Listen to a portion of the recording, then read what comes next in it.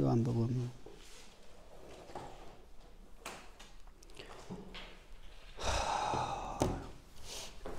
참 먼저 11월 29일 날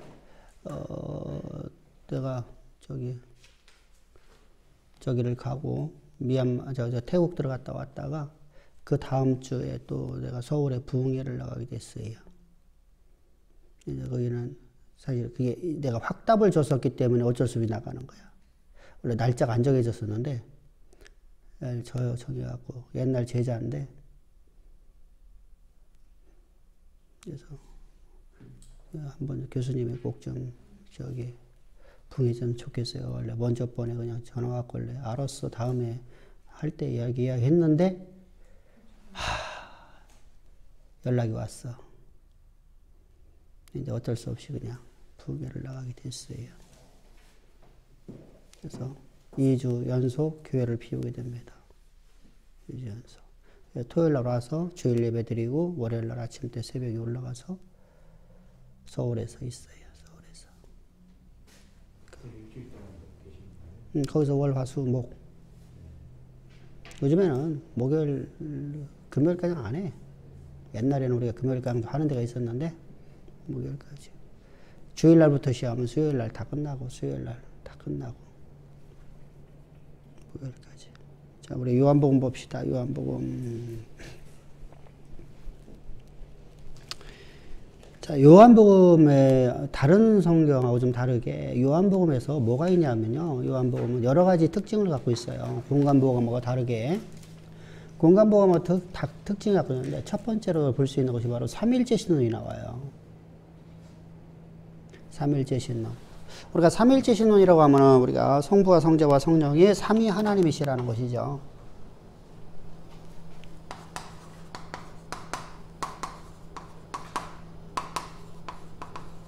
성부와 성자와 성령이신데 성령은 다 뭐라고 하냐면 성경은요. 요한복음에서는 뭐라고 했죠? 말씀. 태초에 말씀이니 말씀이 세계를 지었다. 누구죠? 성부시죠. 그죠? 하나님의 계획대로도 하나님께서 만물을 창조하였어요. 창조주 하나님입니다. 창조주 하나님이세요. 그 말씀이 우리 가운데 뭐로 오셨어요? 육신으로 오시면 성자셔요. 그래서 1장 1절에서 로고스 하나님 말씀은 만물의 창조자이시고 말씀은 바로 성자로 말씀은 바로 성자이시다. 자, 이제 여기서 이제 또 중요한 게 나옵니다. 그런데 성자께서 하신 말씀은 로고스예요. 레마예요. 레마예요, 레마.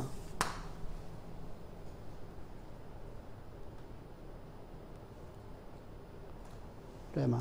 그러니까 로고스와 똑같은데 레마인데 말씀이신데 하나님 말씀을 바르게 잘 해석해서 주는 거예요. 그래서 우리가 말하면 설교라고 보기가 좀 이해가 좀 쉬울 거예요. 그죠? 그러니까 하나님의 말씀이 레마로 내게 다가오는 거예요. 기록된 말씀이, 기록된 말씀이신 그분께서 성자로 오셨어요. 그리고 성자께서 하신 말씀이 바로 레마야, 레마. 근데 이 레마가 곧 하나님의 영이에요. 레마가 뭐라고요?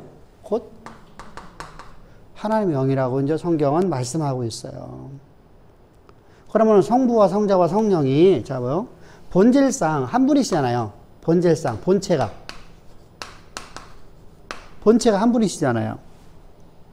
성부, 성자, 성령이 다 말씀이잖아요. 한마디로 말씀이잖아요. 본체가 말씀. 이렇게 위에다 따로 적어놨으니까 그렇지. 사실은 이게 본체가 하나이시잖아요. 말씀이시잖아요. 말씀이신데 성부로서 사역과 성자로서 사역과 성령으로 사역이 달라요. 성부는 교육을 하시잖아요. 그리고 섭리하시죠. 섭리. 하나님께 역사를 쓰신다는 겁니다. 계획대로 하나님께 역사를 쓰시는 분이잖아요. 그죠?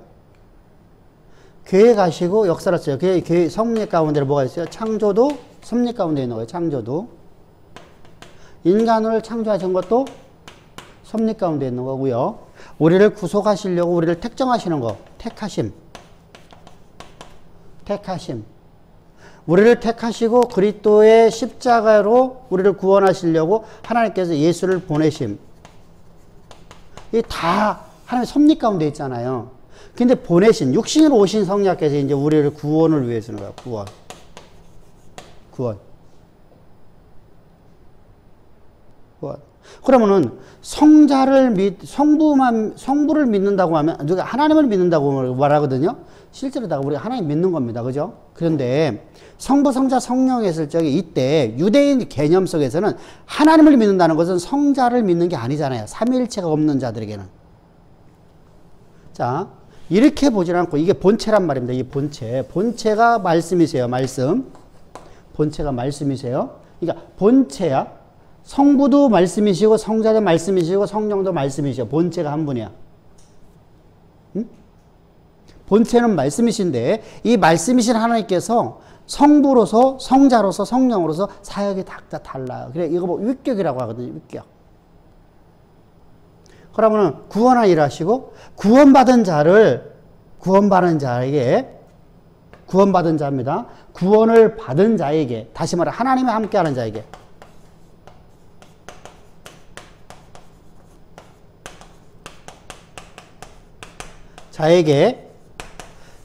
삶을 우리가 이끌어가는 삶이 있잖아요. 인도. 삶을 이끌어가요. 그분은 성자께서 하시는 게 누가 하신다고요? 성령께서 하시는 거예요. 그래서 삼위 하나님은 언제나 내 안에서 동시에 성부, 성자, 성령이신 말씀이 하나님은 내 안에서 동시에 세 위격이 동시에 일을 하셔요. 이게 삼위일체 신론이에요. 그러니까 성부, 성자, 성령이 따로따로 일하는 게 아니라 동시에 내 안에서 일하셔요. 이게 신론이야. 이렇게 쉬운 걸 갖다가 너무 어렵게 써놔갖고 사람들이 이해를 못하는 거예요. 자요, 성부, 성자, 성령은 말씀이시고 말씀이신 본체이신 하나님께서 내 안에서 오늘도 성부, 성자, 성령으로서 오늘 동시에 내 안에서 사역을 하셔요. 그래서 우리가 하나님 믿는다고 하는 것은 성령을 믿는 것이고 성령을 믿는다는 것은 성자를 믿는 거예요. 그런데 우리는 맞아요. 그런데 성부, 성자, 성령을 삼신론으로 가는 사람들이 있어요. 삼신론.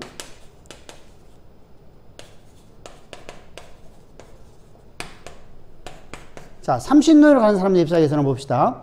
삼신론으로 가는 사람 입장에서는 성부, 성자, 성령을 인정을 해요.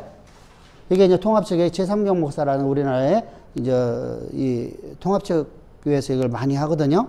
자, 근데 오늘날 사실은요, 삼위일체 신론을 말하면서 삼신론으로 가는 사람이 되게 많아요. 왜냐면 말씀이신 본체 이것을 이해를 못해서 그래요. 그러니까 위격을 해석을 못해서 그러고요. 자, 그러다 보니까 성부, 성자, 성령을 얘기하는데 성부와 성자와 성령을 따로따로 해서 내 안에 오늘 성부 하나님이 있는 성자가 없는 거예요. 자, 이게 유대 사상이죠. 성자가 있으면 나를 구원해야 되잖아요. 하나님이 함께하지 못하는 사람들의 모습이에요.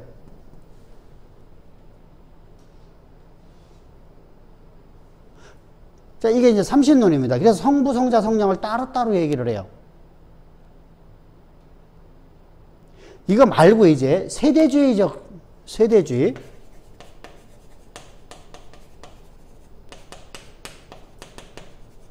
삼신론이 있어요. 구약과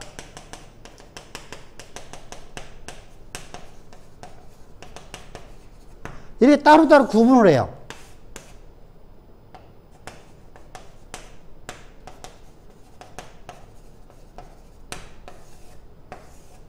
자, 구약시대는 누가 일했어요? 성부 하나님. 계속? 그러면은 자, 세대주의니까 구약시대만 일했죠. 그럼 성자 때는요. 그죠? 그리고 지금 우리에게 성령이 일하신다는 거예요.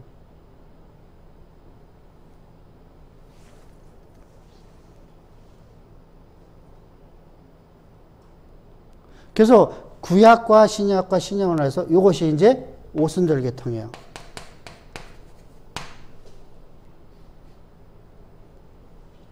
그래서 여러분들 성령에 기도하십시오. 성령에 기도하십시오. 성령을 이렇게 말합니다. 오순절 계통이 다 그러잖아요. 그죠?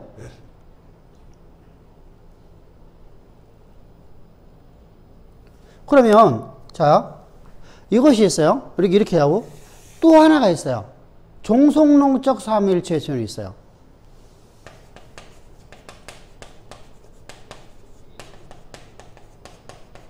이건 말이 안 맞는 말이에요. 종속론이 되어진다면요.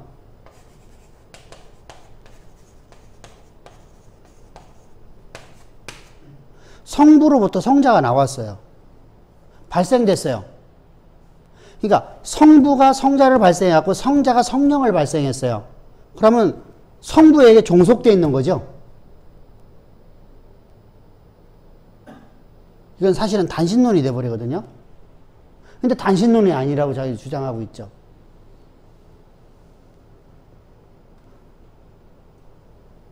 그러면 성부가 성자를 종속시키고 있으면 우리가 누구의 말을 따라야 돼요? 성자의 말을 따라야 돼요? 성령의 말을 따라야 돼요? 성부의 말을 따라야 돼요? 성부죠.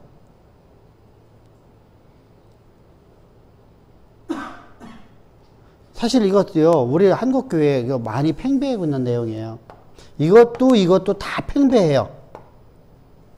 이렇게 많이 하는 곳이 어디죠? 알미니안주의자들.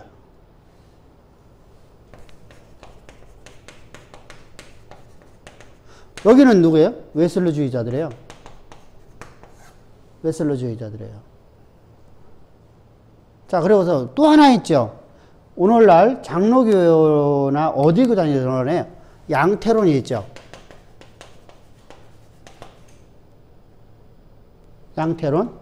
양태론은 이거예요. 하나님이시다. 하나님 본질상 하나님이시다. 이건 말씀으로 가지를 못해요. 하나님께 존재하시다. 하나님께서는 성부로 구약시대는 오셨다. 신약시대는 성자로 오셨다. 지금은 성령으로 오셨다. 자요. 성부로 오셨다가 구약에서 성부에서 환원하셨어. 하나님으로. 이게 환원론이에요. 환원했어요. 환원하고 난 다음에 그럼 환원하고 나면 하늘에 계시고 이 땅을 다스리는 하나님 존재하지 않잖아요. 그죠? 그래서 성자께서 오셨어요. 우리를 구원하시려고. 그리고 성자께서 하늘로 승천하였어, 안 하였어요? 환원했어요. 그거 보고 환원이라고 하는 거예요. 이제 돌아갔다는 거예요. 하나님으로 다시 돌아갔다는 거예요. 그리고 이 시대 속에는 누구로 오셨다는 거예요? 성령으로 오셨다는 거예요. 그럼 봅시다. 성부가 환원됐으니까 성부는 존재하지 않죠. 성자가 환원했으니까 성자는 존재하지 않죠. 그래서 단일신론이라고 그래요.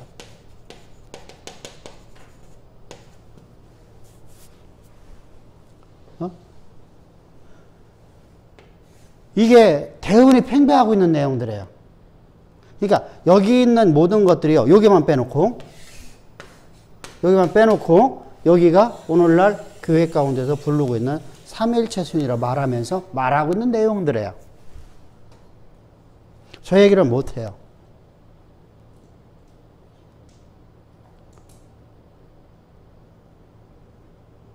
이거 이해됐죠?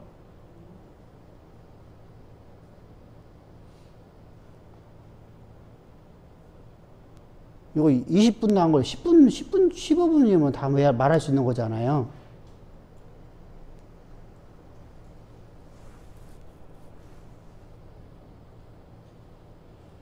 요것이 몇 년 신학교에서 배우는 거잖아요. 그러니까 무슨 말인지 모르면서 가르치고 있고요.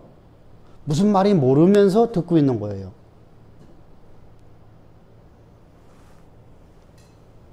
진짜 무서운 얘기거든요. 그럼 여기 문제가 생기잖아요. 왜? 이렇게든 저렇게든 간에 여기서 가장 큰 문제가 뭐예요? 응?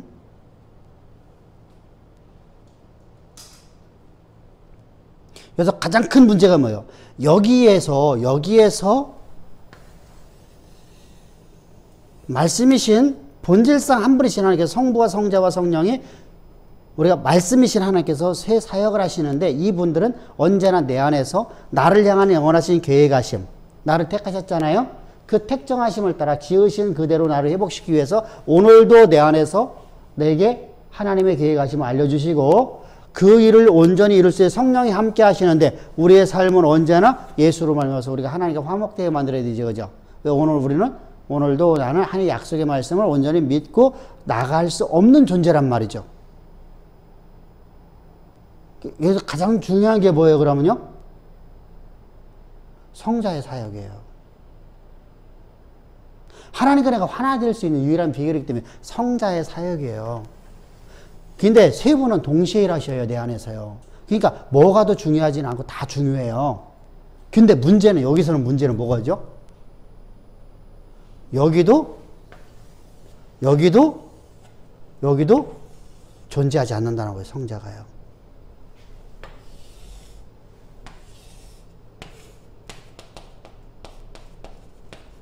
존재하지 않아요. 왜? 자, 봅시다.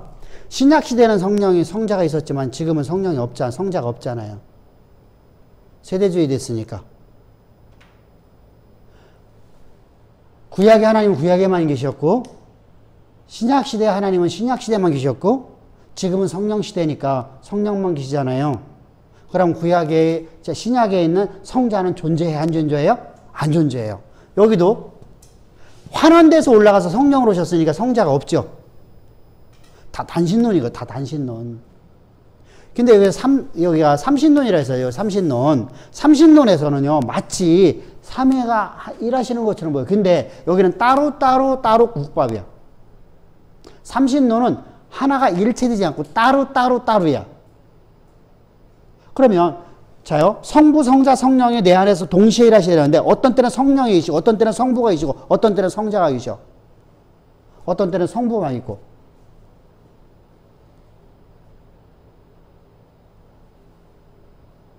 그래서, 다 뭐가 없어요? 그리스도가 존재하지 않아요. 자, 그리스도가 존재하지 않는 데가 하나가 될 수 없죠. 내 그리스도와 하나가 될 수 없죠.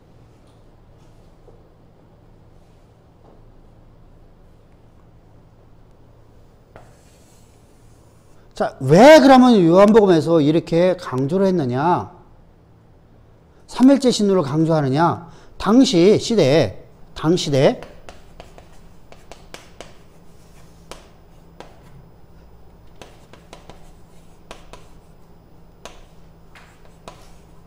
종교성이 뭐였었어요?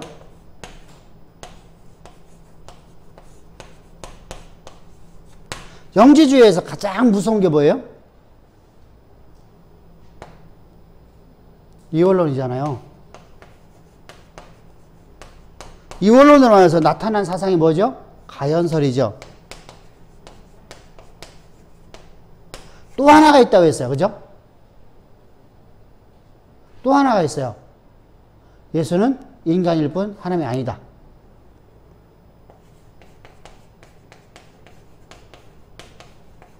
근데 이것은 극소수야.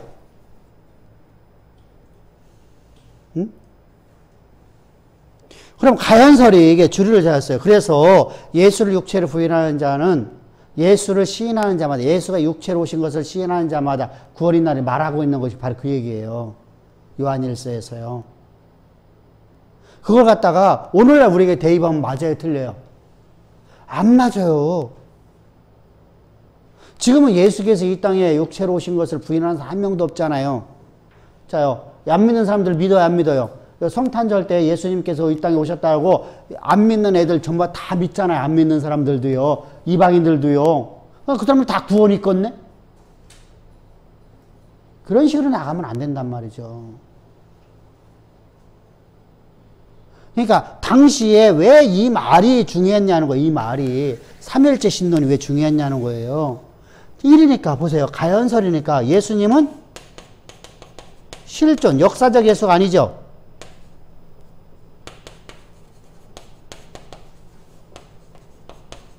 예수가 아니에요. 그럼 역사적 예수가 아니니까 가연설은 예수가 역사적 예수가 아니라 그냥 환상으로 보이는 거잖아. 내가 어떤 환상이라든가 아니면 신비로 내가 본 것 뿐이잖아. 실제로 존재하는 분이 아니라 예수님이 순환사가 예수님께서 순환하신 그 십자가의 고난의 길이 그것이 실제로다가 될 수 없다. 왜? 예수는 하나님이라고 한다고 하면 그분이 하나님이라고 한다면 어떻게 인간의 육체를 구하고 어떻게 고난당했냐. 하나님이. 그럴 수 없다는 거예요. 그러니까 그건 가짜잖아요. 가짜. 실제 그런 역사가 있는 건 아니고 우리에게 그렇게 보여졌을 뿐이다. 그러면 예수는 그냥 하나의 우리가 말하는 전설에 있는 존재일 뿐이죠. 오늘날 우리가 학교에서 아이들한테 가르칠 적에 단군 신화를 가르치잖아요. 단군 신화를 갖다가 믿는 애들이 있나요? 없거든요. 설화를 만들어 놔보셨죠? 설화를요. 그러니까 그런 데다가 지금 말하고자 하는 거예요. 아니다. 말씀이 실제로 역사로 우리 가운데 오셨는데 그분은 바로 창조자 하나님이시다. 근데 본체가 뭐라는 거예요? 말씀이시다. 그분이 레마르다 말씀하시는 하나님 말씀을 대언해서 우리에게 말씀 전해주는 그 말씀이 곧 레마인데 그 레마가 곧 하나님의 영이었다. 그래서 성부, 성자, 성령이 그럼 성령께서 오셔서 그럼 레마이신 성령께서 오셔서 하나님의 마음의 깊은 비밀을 다 아시는 분이네요. 그죠? 그래서 레마는 바로 성령이시라고 하는 건데 그 레마는 하나님의 모든 비밀을 다 알고 있는 거잖아요.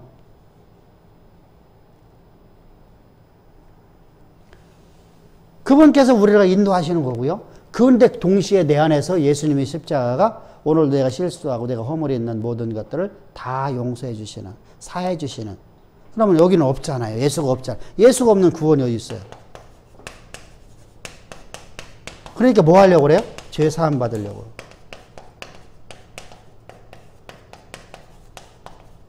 교회 다니는 거예요. 이거 갖고 얘기를 하면 돼요. 전도할 때 이거 갖고 얘기하면 돼요. 교회를 왜 다니는 겁니까? 죄 사함 받으려고 다니나요?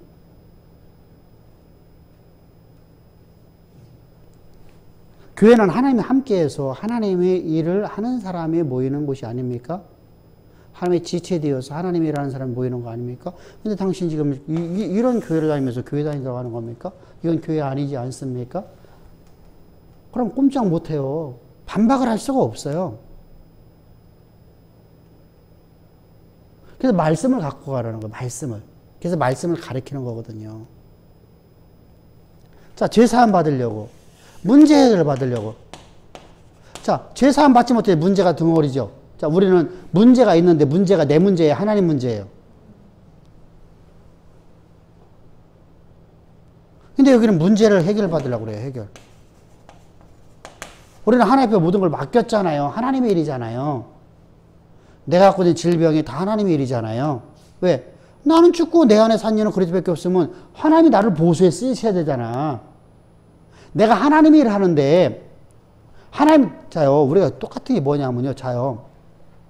소가 있어. 소를 갖고 내가 논을 가려야 돼. 근데 소가 밥을 안 먹네? 탈이나 갖고? 그럼 누가 고쳐줘? 소가 고쳐? 주인이 고쳐? 누구 일하려고? 주인 하려고. 그잖아요. 주인의 일을 하려고 소를 주인이 고치는 거야. 경운기 고장났어. 그럼 누가 고쳐? 경운기가 스스로 고치나? 그런데 봐보세요. 내가 나 지금 소화 안 돼갖고 막 죽겠어요. 나 좀 고쳐주세요. 이게 아니라 주인이 너무 잘 알잖아. 근데 하나님은 우리 보고 기도하라고 하시는 거야. 왜 기도하라고 하죠? 이게 문제야. 차라리 기도하지 말라고, 하지 말아라 했으면 딱 좋았어. 근데 기도를 하라고 하는 거야, 기도를. 환난을 당하건 내 삶에 어떤 문제 있으면 주 앞에 기도하라. 기도하라니까 우리는 뭐죠? 제발 좀 나 좀 치유해 주시오. 내 문제를 갖다 구해. 근데 성경은 그거 내 문제가 아니래. 하나님의 일이래. 그럼 우리는 기도를 어떻게 해야 되죠? 내 질병을 치유해달라는 게 아니라 하나님이라는데 이게 방해가 되는 것을.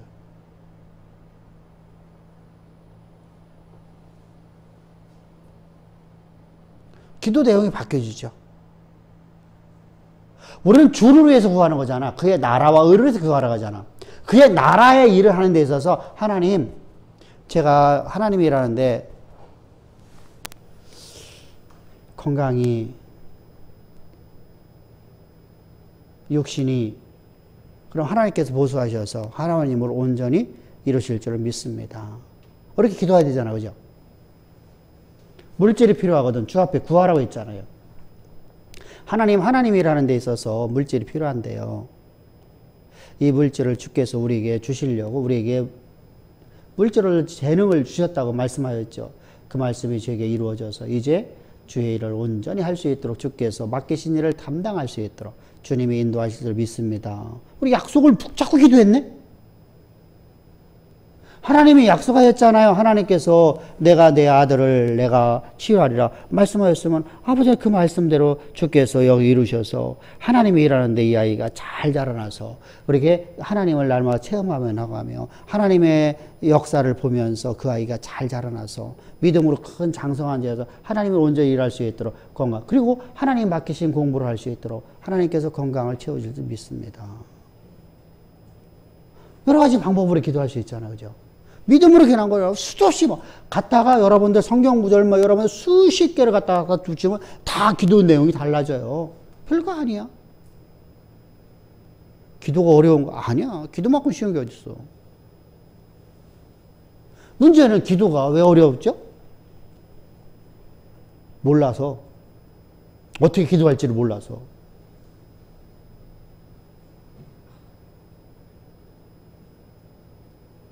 그러니까 우리가 편안하게 기도하는 거예요. 자, 그래서 우리가 문제를 받으려고 우리가 교회를 다니는 거 아니란 말이에요. 우리가 하나님의 나라를 위해서, 하나님의 일을 하기 위해서 우리가 교회에서 모여서 하나님 앞에. 그래서 창조를, 인간 창조를 왜 하셨어요? 하나님의 대리죠. 그죠?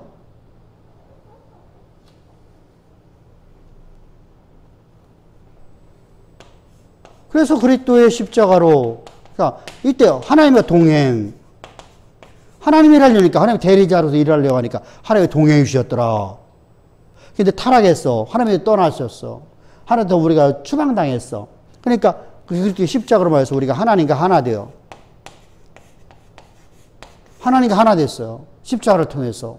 그래서 우리가 하나 되어서 이제 하나님 내 안에서 나를 통해서 하나님이 일을 이루신다.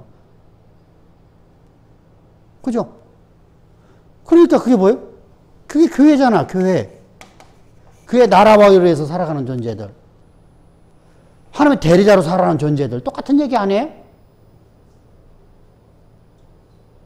똑같은 얘기잖아. 우리는 그렇게 살아가는 존재야. 그래서 요한복음에서 그런 걸 잘 강조를 하고 있는 거예요. 그래서 서두에서 다른 복음서가 좀 달라요. 근데 요한복음은 되게 쉽게 써있는 글씨 자체는요, 이 자체는 되게 쉽게 되는데, 이렇게 너무 좀 이런 것들을 우리가 알지 못하면, 이게 되게 어려운 내용이잖아, 사실 또, 그죠? 이게 한눈에 다 볼 수 있어야 돼요.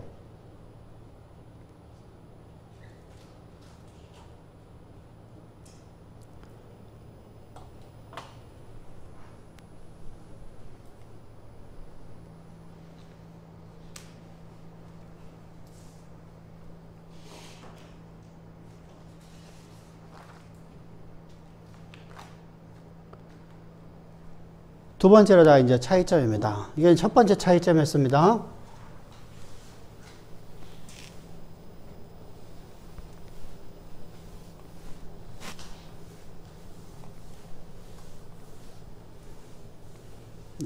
이거 다 이해했죠들? 응? 이해했어, 안 했어? 다음 주에는 여러분들이 나와서 요거 내용을 강의한다. 강의할 수 있겠죠, 이것은요? 응? 뒤부터 물어볼까?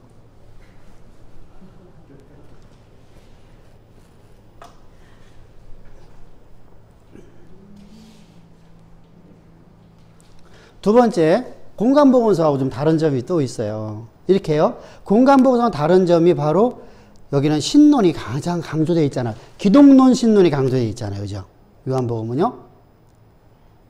기독론 신론이 강조되어 있어요. 거기다가 공간복음은요.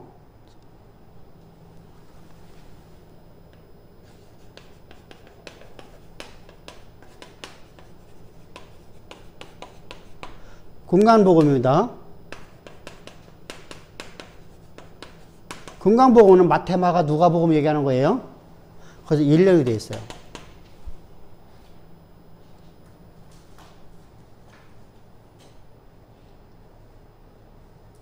이게 뭐죠? 6월절을 한 번 지켜요.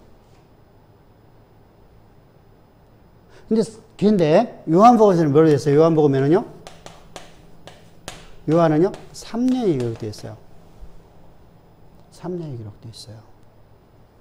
좀 더, 자, 이제 또 있어요. 그러면 사역의 기간이잖아요?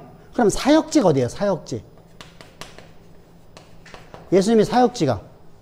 공간복음에서는 갈릴리 지역이에요. 그죠? 3개 복음서는요, 갈릴리에서만 왔다 갔다 했어요.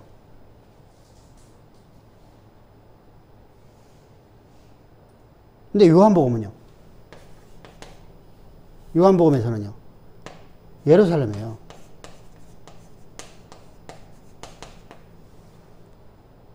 그러면 여기에 사역지가 아니라 갈릴리 지역만 있다가 공생에 마치면서 예수님 십자가의 순환의 길을 걸어갈 적에 이때 예루살렘에 입성하는 것이 나와요. 그죠? 순환의 길을 가기 위해서 예루살렘에 입성해요.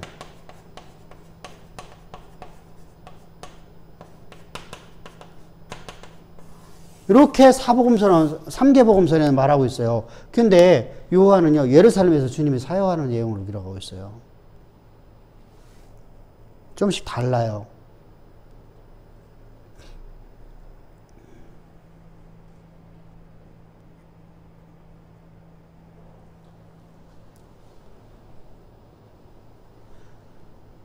공간복음에서는, 자, 주제가 하나님 나라예요. 여기는 영생이에요.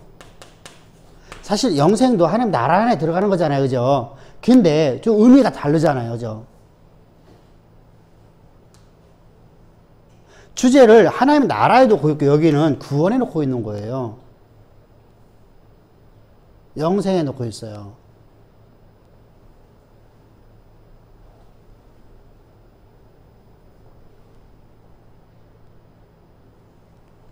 그리고 공간복음에서는요, 항상 설명을 할 적에 예수님께서 말씀을 전할 적에 대부분이 뭐예요? 비유법을 쓰세요. 비유법. 농사 짓는 법. 아까 우리가 얘기했잖아요. 소가 병이 들으면 누가 치료하느냐. 이런 내용을 하는 거예요. 지금으로 말하면 뭐죠? 트랙터가 고장나면 트랙터가 스스로 고치냐? 아니면 트랙터의 주인이 고치냐? 이렇게 비유법을 쓴다는 거죠.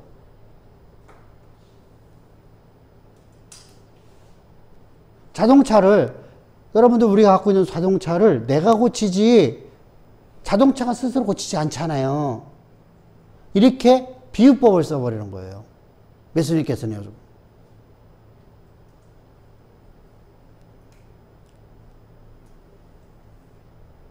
근데 요한복음에서는 한 사람을 통해서 한 사람과 대화를 통하는데 긴 대화를 통해서 가르치셔요. 이거는 비유법을 사용하나 말씀물을 전하셔요.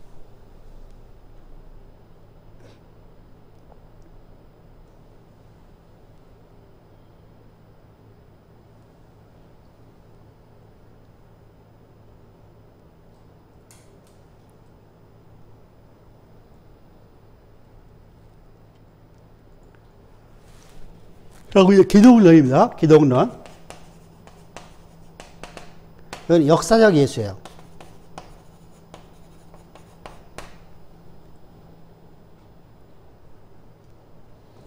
근데 요한은요, 역사적 예수를 말하기도 하지만은요, 더 중요한 걸 갖고 있어요. 뭐죠? 신앙의 그리스도예요.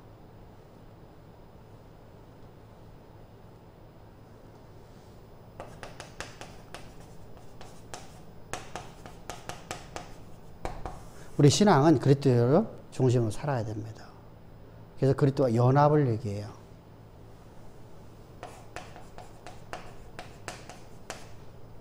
역사적 예수는 연합이 되지 않겠죠. 그래서 삼계복음서는 연합이 없어요. 근데 요한은요, 연합을 많이 얘기해요. 그 대표적인 것이 어디죠? 요한복음 15장에서 주는 포도나무에 너희는 그의 가치니. 근데 13장에서도, 참 14장에서 말하고 있거든, 사실은요. 부의 성령이 너희에게 임하시면. 그죠? 16장에서도 동일하게 말하잖아요. 그죠? 부의 성령이 너희에게 임하시면. 그러니까 양쪽에 샌드위치를 딱 집어넣고서 15장에서 그리스도와 너가 하나가 연합되었다. 너는 가지요, 주는 포도나무요. 이 말씀하시잖아. 이렇게 차이점이 있어요. 공간복음하고 요한복음이 전혀 차이점을 갖고 있어요. 그래서 요한복음이 해석이 좀 어렵다는 내용이 바로 그래요. 자, 역사적 예수를 얘기하면 뭐죠? 역사를 알면 돼요. 근데 신앙의 그리스도라니까 신앙을 알아야 되잖아요. 그러니까 여기는 신학을 모르면 안 돼요. 여기는 역사를 알면 알 수 있어요. 그죠? 전혀 달라. 그래서 요한복음이요, 사실은 되게 쉬운 언어로 써야 되는데 어려운 점이 바로 저래서 요한복음이 어렵다고 하는 거예요. 왜 어렵냐? 요한에 뭐 신앙관이 들어있어서, 맞죠. 요한관에 신앙관이 있는데, 이게 요한이 이런 내용으로 쓰고 있어서 그래요. 그러니까 앞에 서두로부터 뭐가 달라졌죠? 다른 데는요, 자 보세요. 서두가 달라요. 자, 공간복음에서는 뭐가 나와요? 역사의 예수가 이 땅에 오시는 족보에 대해서 나오죠. 족보. 그죠? 근데 여기는요, 말씀이 오신 예수, 말씀으로 오신 예수잖아요. 아까 삼일째 신론 얘기했잖아요. 삼위 하나님이 우리에게 오셨다는 거예요. 이게 되게 어려운 거예요. 요한복음은 쉽게 볼 수 있는 성경이 아니에요. 근데 우리가 중세로부터 시작해서 지금까지 요한복음은 모든 초신자들의 필독서에 있었어요. 근데 사실은요, 그게 필독하면 되는 책이 아니거든요. 필독이가 알 수 있는 책이 아니에요. 우리가 그렇잖아요. 출애굽기는 역사성이, 역사잖아요, 역사. 출애굽기는 24장까지 하는 역사예요. 이스라엘의 역사예요. 그게 쉽죠?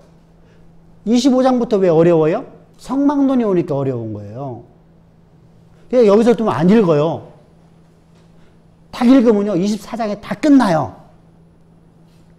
25장부터는요, 안 읽고요, 건너뛰어요. 어디까지 건너뛰죠? 민수기도 읽어보면 앞부분에서요, 11장까지 하면요, 누가, 진을 형성하는 거니까요. 민수하는 거하고요. 그러니까 다 건너뛰고, 12장 들어갔고, 13장부터 읽기 시작하죠. 그때 아주 막 역사가 아주 재밌잖아요. 그러고 레위기 건너뛰잖아요. 그러고 신명기 읽잖아요.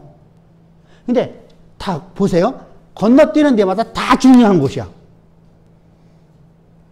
자, 우리가 하나님이 나와 함께 하는 것을 가장 강조한 곳이 어디예요?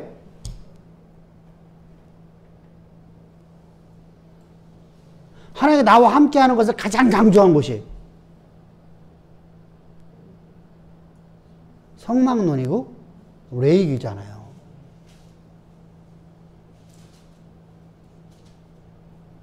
자요, 이상하게 보세요. 출애굽께서는 하나님이 나와 함께 하시는 걸 얘기를 하고 있는데요.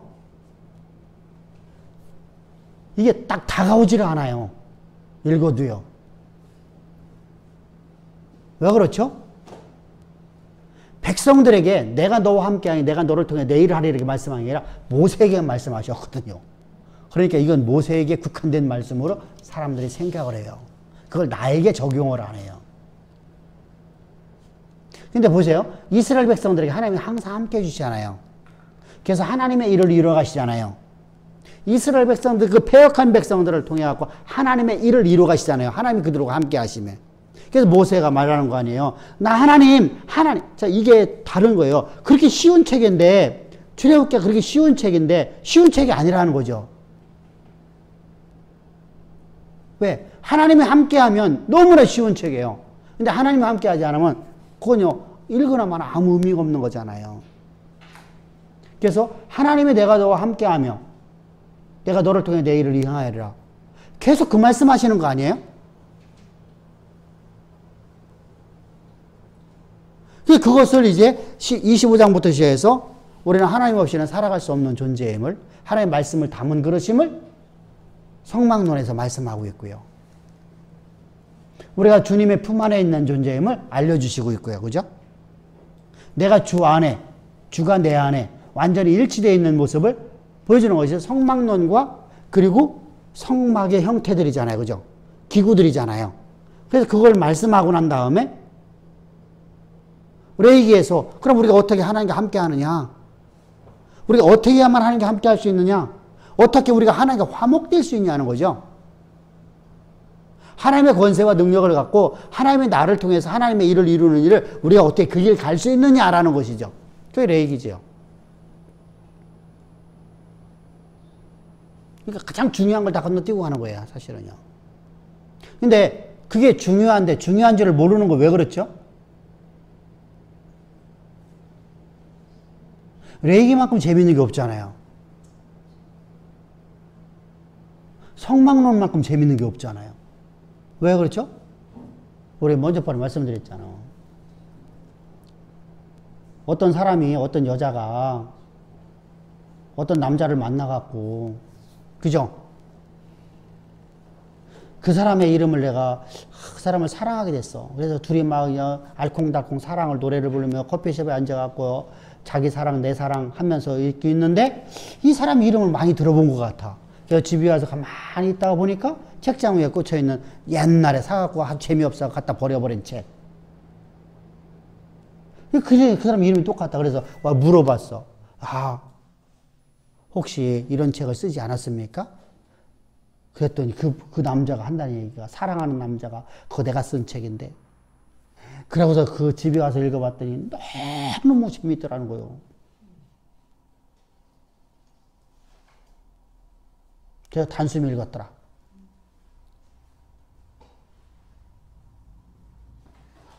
우리가요, 하나님을 사랑하는 사람들은, 하나님이 함께하는 사람들은요, 하나님의 사랑, 내가 하나님의 사랑이 아니라 하나님의 사랑이 내게 와서 하나님을 사랑할 수 있게 된 사람들이에요. 그러니까 사랑은 여기 있으니 너희가 나를 사랑한 것이 아니라 하나님이 너희를 먼저 사랑하였습니다. 그래서 하나님이 나를 사랑한 그 사랑이 너무 크고 위대해서 나는 그 사랑 앞에 내가 엎드렸어요. 그랬더니 내 안에 그 사랑이 왔어. 내 안에 누가 있던 거예요? 하나님이 계시는 거예요. 그래서 내가 하나님을 사랑하게 될 수 있어요.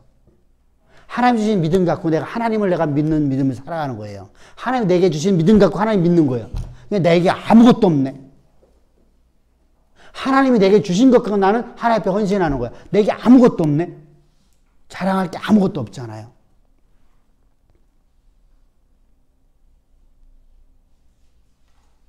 이번 주부터는 이제 16장이 뭐죠? 16장 1절부터 4절까지 헌금에 대한 얘기예요. 헌신에 대한 얘기거든요. 헌금은 다양한 의미를 갖고서 우리에게 이제 성경을 말씀하시거든요. 그 다양한 의미 같은 건 우리가 알고서 이제 가야 되잖아. 그래서 이번 주에 이제 그 설교를 할 건데. 여보세요? 우리가 하나님 앞에 하나님이 주신 것 갖고 내가 살아가는 것이란 말이 다. 하나님 주신 재능 갖고 살아가는 것이고. 그러니까 내 것이 아무것도 없으면 나는 내가 주인 노릇 살면 안 되잖아. 그죠? 나는 하나님 종으로만 존재해야 되잖아요. 그죠? 하나님 일꾼으로만 존재해야 되잖아요. 그죠? 근데 주인이 어떤 분이라 모르면 살아간다는 건 말이 돼요?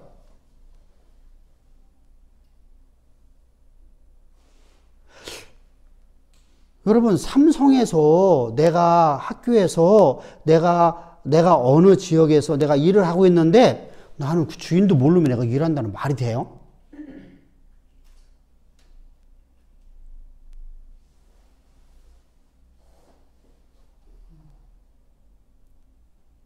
여러분들, 우리가 대기업에 들어가는 이유는 뭐죠?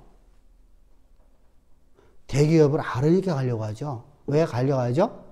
월급 안 떼먹을 것 같으니까. 안 떼먹으니까. 솔직히 그거예요. 자요, 월급을 내가 1,000만 원 주는데요. 월급 떼먹을 것 같으면 나 안 가거든요. 그죠? 근데 대기업은요, 그럴 리가 없다는 걸 우리가 알기 때문에 안전하니까 들어가는 거예요.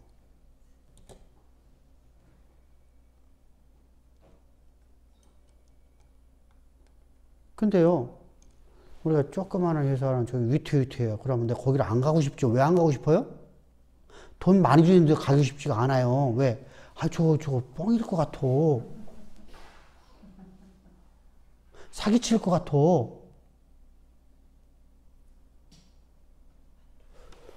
그러면 못 들어가는 거 아니에요.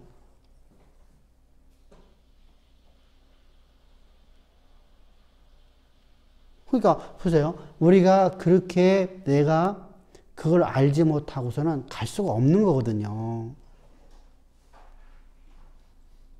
그럼 내가 지금 일하고 있는 곳에 그 주인을 내가 알아야만 내가 종으로 살아갈 수 있지, 종은요. 그럼 하나님 종이면 하나님을 알아야 되죠. 그 하나님을 알려주는 것이 가장 사복음서 중에 최고 잘 가르쳐주는 것이 바로 요한복음이란 말이에요. 딴 데는 역사의 예수를 하는데 신앙으로 안 가요. 그렇게 헷갈리는 거예요, 잠깐만.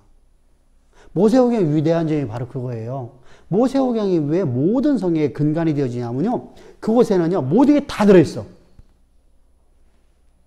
하나님과 내가 함께하고, 하나님의 일을 어떻게 해야 되는지, 하나님이 내게 주신 능을 어떻게 내가 사용해야 되는지, 이 모든 걸 다 들어있는 게 모세오경이에요.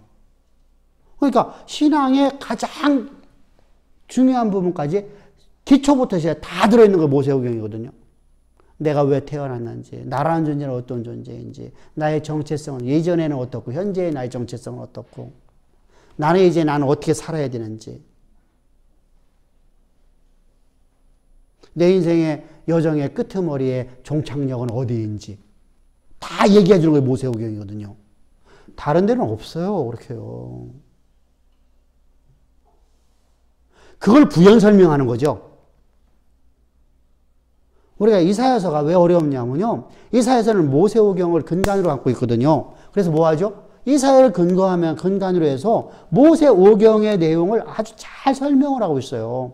그러면서 모세오경에서 계속 하시는 말씀 중에 뭐 있잖아요. 네가 내 말을 순종하면, 그죠? 불순종하면 하나님의 심판에 대하고 이 내용이 역사 속에서 그대로 이루어지는 것을 갖다가 말하고 있는 거잖아요. 수많은 세계 시대 속에서 역사가 이렇게 흘러왔다. 왜 어떻게 흘러왔냐? 스스로 흘러온 게 아니라 하나님의 주권적 섭리에 있어서 흘러왔다. 이걸 얘기하는 거잖아요. 이사야서가. 52년, 62년 동안, 왜냐면, 740년에서부터 40년에 그가 선지활동 시작하거든요. 그래서 680년에 끝나요. 그럼 우리가 숫자를 그냥 더하기 빼기를 하면은 60년이에요. 근데 40년도 치야지잖아. 그죠? 0에서 0으로 가면 몇 년이에요? 0에서 0으로 가면 0년에서 10년으로 가면 11년이요. 그래서 우리가 60년이 넘어 들어가거든요. 사실은요. 60년, 61년, 62년 정도가 됩니다. 이사야가. 그러니까 우리가 횟수로 따진다면 62년 정도, 우리가 날짜로 하면 61년 정도로 우리가 사역을 했습니다. 그 사역을 하면서 60년 동안 사역했다면 얼마나 그렇게 했습니까? 그죠? 나이가 90 정도 됐잖아요, 지금. 90 넘었거나, 그잖아요, 그죠? 그 많은 세월 속에서 그가 많은 것을, 구약에 능통하잖아요, 더군다나 이사야가요.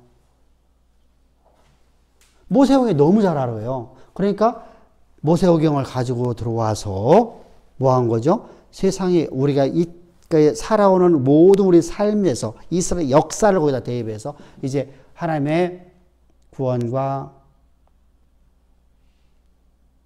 타락과 하나님의 심판과 그냥 왜 타락했냐 이런 내용이 다 들어있는 거예요. 그럼 우리가 구원받은 자는 어떻게 살아야 되느냐. 근데 너희 그래서 못 살으니까 하나님이 너희를 갖다가 이방을 들어가고 징계하셨다. 채찍드셨다. 이 내용을 반복적으로 다 기록하고 있어요. 그러니까 모세오경 전체 내용을 갖다가 말하는 거예요. 그러니까 우리가요 모세오경은 되게 중요한 책이에요. 모세오경은 그냥 함부로다가 우리가 막 그냥 대충 넘어갈 수 있는 책이 아니거든요. 그러니까 제가 항상 그러잖아요. 모세오경의 가장 중요한 근간이라고 하는 성막론과 또 뭐예요? 제사법. 이것이 바로 로마서 해석이라고요. 로마서는 바울이 그걸 해석해 놓은 거라니까요. 그러니까 로고스로 돼 있는 것을 레마로 만들어 놓은 것이 바로 로마서예요. 그만큼 로마서가 중요해요. 그럼 레위기를 모르면 할 수 있겠어요? 뭘 못해요. 해석을 못해요. 그러니까 로마서를 갖다가 항상 겉다리만 대충 저렇게 그냥 역사적 예수 이 정도만 얘기하고 가는 거예요. 근데 그렇게 하면 안 돼요. 요한처럼 우리가 해석을 해야 돼요. 분명하게 우리가 앞에서 우리가 말씀드렸지만 우리가 계시록에서 말씀드린 요한은요.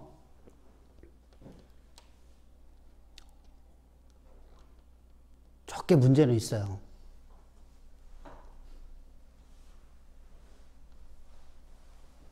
바울이 가르쳐놓은 것을 온전하게 가지는 못했어요. 그걸 알 수 있는 것이 뭐죠? 폴리와과 이레니우스를 보면 알아요. 그게 제자들이거든요.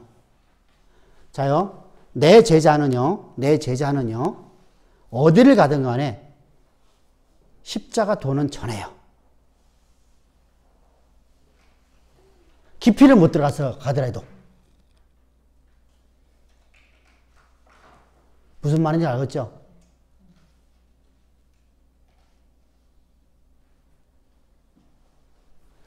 근데 요한의 제자들은요, 십자가 도가 없어요. 이게 문제점이 있다는 거예요.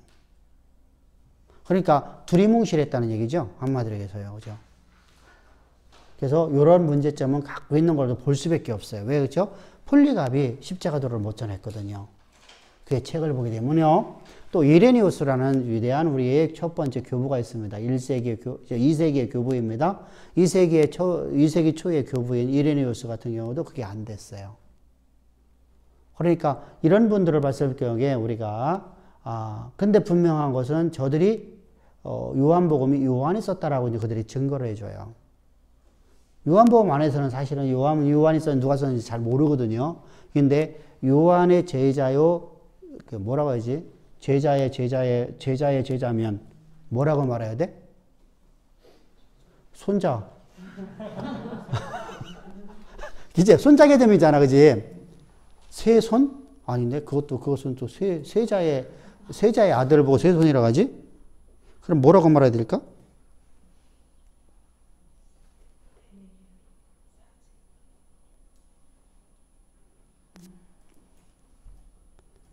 그래서 우리가 그렇게 해간에 좀 이런 문제는 조금만 우리가 좀 더 유념하면서 갑시다. 그렇다고 해서 요한은 뭐 이렇게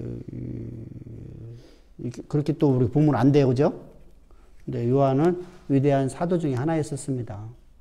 근데 문제는 이제 십자가 복음이 좀 흐려 있다. 왜냐하면 바울이 목회지에서 목회했기 때문에 그냥 던지더라도 그냥 알아듣기 때문에 그럴 수 있어요. 요즘에 우리가 복음을 전하는 우리 교회에서 새로운 성도가 딱 오는 날과 안 오는 날이 되면 표가 나죠, 그죠? 오면은 십자가 복음을 좀 자세히 설명하고, 그리고 그것이 이제 좀 지나가면 그냥 뚝 던지들 가잖아요. 우리도요. 쭉쭉 던지든 가잖아요. 두리뭉실하게.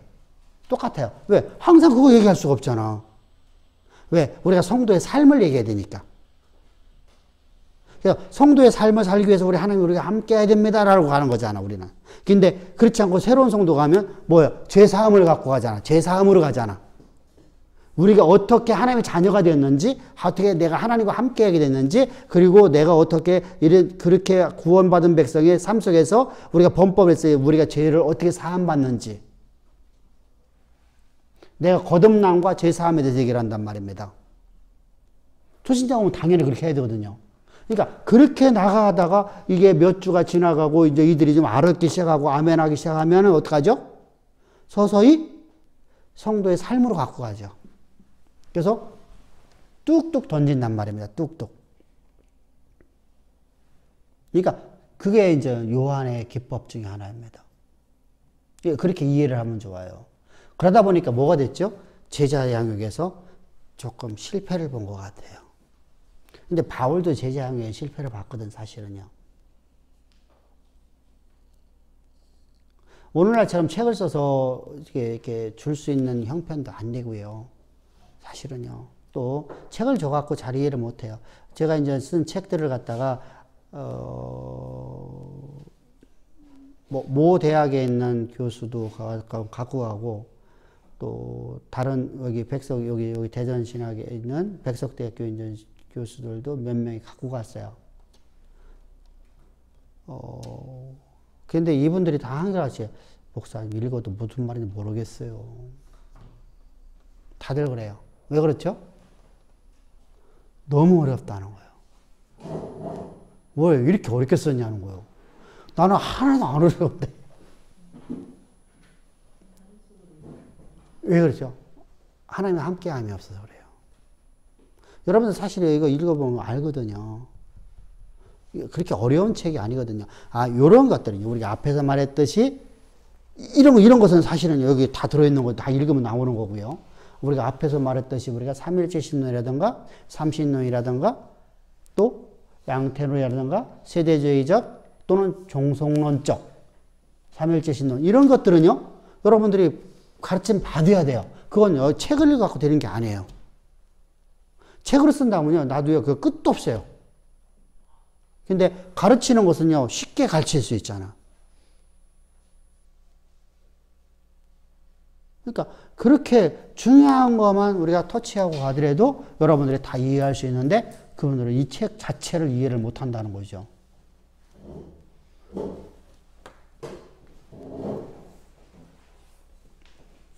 자, 그러면 우리가 이제, 그럼 신학적 목적이 뭐예요? 신학적 목적. 신학적 목적이 뭐예요? 복음서를 기록한 이유, 요한이 그의 복음서를 기록한 건 뭐죠? 5페이지입니다. 5페이지. 5페이지 하단, 왼쪽으로, 하단의 왼쪽으로, 요한복음 20장 30절부터 31절에서 명백히 말하고 있다. 목적은요. 그죠? 우리가 뭐예요? 저기 있잖아. 주제. 영생. 주제가 영생이잖아요. 그 얘기예요. 그러니까 항상 그걸 기억하는 거예요. 왜 요한복음에서 기독론을 말하고 우리 구원론을 말하고 신론을 말하는 이유가 뭐예요? 영생으로 이끌어 가려고. 목적이 거기 있다는 거예요. 자요. 목적이 거기 있지 아니하고 주제가 거기 있지 아니하고 그냥 기독론만 말하고 하면은 뭐가 돼요? 그건 학문이 돼버려요. 학문. 학문이 돼버리면 독이 돼버리거든요. 남을 판단하는 것만 간단 말이죠. 이렇게 했던 교회가 어떤 교회예요? 에베소 교회. 지금 여기 요한복음이 쓰여지는 교회잖아요. 그들은요, 우리가 계시록을 보면 어땠죠? 거짓 가르치는, 거짓 자칭 사도라는 자들을 다 속아냈어요. 그들을 다 드러냈어요. 그런데 본인들은 십자가로 안 들어가요. 자요. 그건 책망하는 게 아니라 그건 칭찬할 만한 일이에요. 그죠? 근데 너희가 첫사랑으로 들어가지 않는다는 거예요. 십자가가 너희들 하나의 학문이 되어버렸고 그것이 네 신앙이 되지 않았다는 거예요. 그렇다면 아무 의미 없잖아요. 영생으로 가지 않으니까. 그래서 요한이 지금 말하고자 하는 의도가 잘 보여요. 에베소 교회들이 그렇게 살아가고 있으니까 그들에게 야, 너희들이 하나님 아는 지식을 갖고 어디로 가야 돼? 영생으로 가야 된다. 그래서 주제가 영생이에요. 하나님 나라가 아니에요. 그래서요. 이해됐죠? 자, 표적이라는 거죠. 그러면, 그런데, 이제 예수님께서 이 땅에서 표적을 많이 행하신 것으로 요한복음이 많이 나타나요. 표적은 뭐예요? 표적은 어떤 하나의 초자연적인 기적을 말하는 게 아니에요. 사실은 기적이죠. 근데 목적이 거기 있는 게 아니겠죠? 예수님이 누구신가에 대한 거예요. 예수의 신성을 드러내려고 하는 거예요.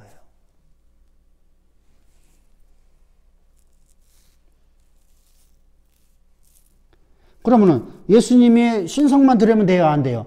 그 이름을 입어서 구원을 얻게 만들려고. 영생이 목적이랬잖아요.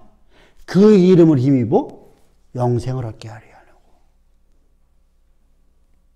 자, 여기 보세요. 예수님이 바로 창조자 하나님이라는 거예요.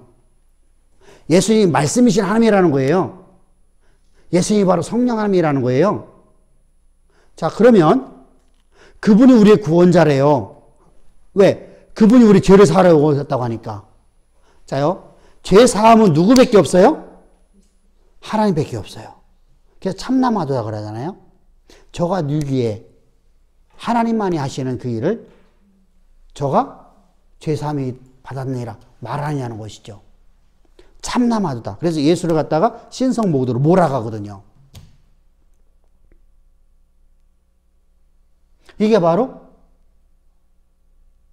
유대인들의 바리새파, 사두개파, 제사장들 그리고 관원들이 한 짓이에요. 그래서 이거 보고 순환사화라고 그래요. 이게 무슨 말이냐면 우리가 순환사라고 하면 순환사화라는 말을 쓰는 이유가 뭐죠? 사화라는 말을 쓰는 이유가 뭐예요? 사화. 당파 싸움을 해서 다른 사람들을 갖다가 뭐 하죠? 숙청을 하거나 그들을 다 진멸해 죽이는 게 사화죠. 그러니까 자, 그럼 예수님께서 저들에게 의한 당파 싸움에서 간 게 아니잖아요. 그런데 왜 순환사화라고 그래요? 저들은 자신들의 이득을 위해서 예수님을 십자가에 죽였다는 거예요. 그래서 여러분들이 순환사라고 말하기도 하고 순환사화라고 하는데 순환사화라는 것은 저들의 자신들의 자, 순환사라는 예수님이 당하고 있는 고난만을 얘기하는 거예요. 근데 지금 유대인들은요, 유대인들을 갖다 딱 집어넣어버리면요, 순환사화가 돼요. 자신들의 기득권을 갖다가 뺏기지 않으려고. 자, 우리가 당파 싸움하는 이유가 뭐예요? 내게 있는 기득권을 빼앗기지 않으려고 당파 싸움하는 거죠. 자, 우리가 솔직히 합시다. 나라와 민족으로 해서 정치인들이 정치하면 이렇게 안 만들죠. 아니, 역사 이래 다 그러는 거예요. 그죠? 근데 나라와 민족으로 해서 일하는 게 한 번도 없어요. 역사를 보면은요.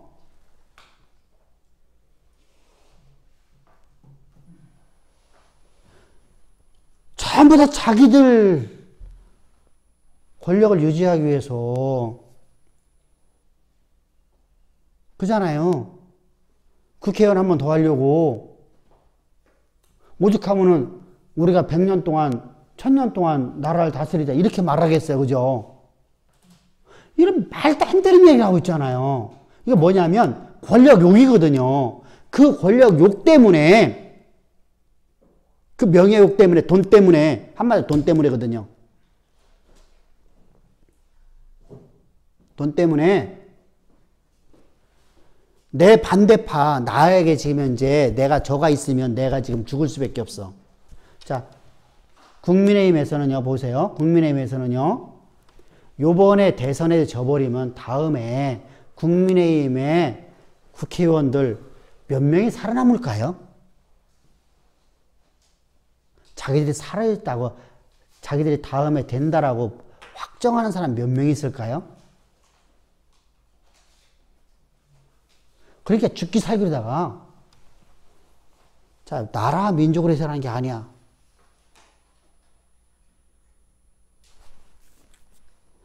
또 민주당에서는요, 요번에 대선의 지문은요, 다음 국회의원 선거에서요,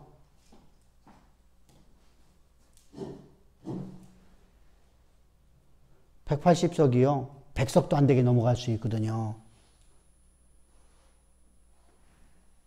그죠?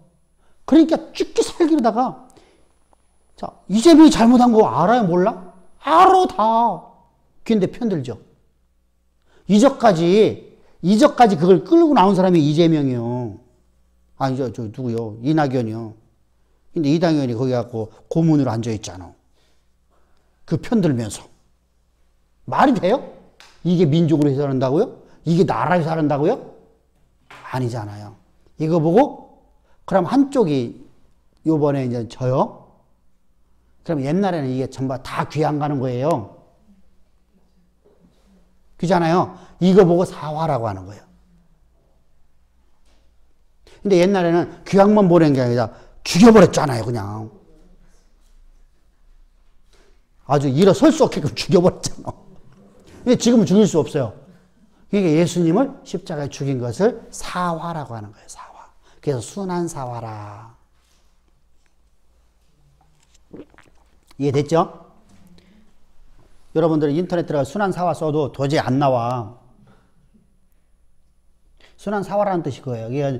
이게 이제 사실은 이게 인문학적에서는 언어잖아요. 자, 그래서 우리가 예수님이 하나님의 아들심을 믿고 그 힘을 입어서 뭐 하라고?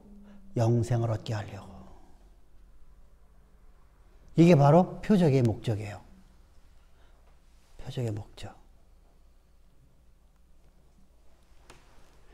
그래서 오병이어 같은 역사를 주께서 행하시고 난 다음에, 표적을 행하시고 난 다음에 그 백성들에게 뭘 가르치죠?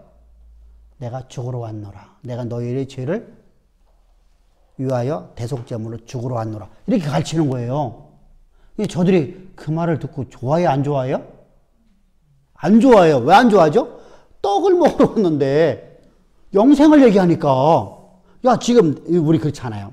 내가 지금 죽겠는데, 내가 지금 밥이 없어서 내가 지금 목구멍에 포도청이라 내가 지금 이제 밥 세 숟갈을 못 먹어, 한 숟갈을 못 먹어갖고 지금 내가 내 자녀가 죽어가고 있는데 무슨 영생이 뭐 필요하냐는 거죠.